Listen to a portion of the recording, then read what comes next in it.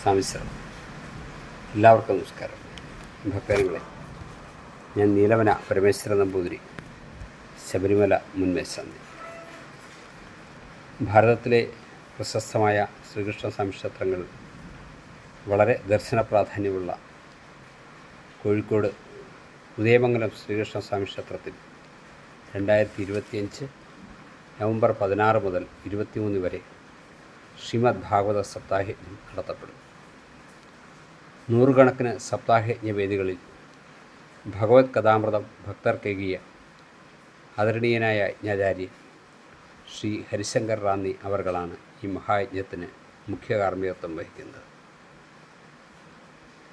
യാശ്രാദ്ധം നടത്തിയിട്ട് പോലും മോക്ഷം ലഭിക്കാതിരുന്ന ദുന്ധുകാരിക്ക് മോക്ഷം ലഭിക്കുന്നത് ഗോകർണം നടത്തുന്ന സപ്താഹയജ്ഞത്തിലൂടെയാണ്.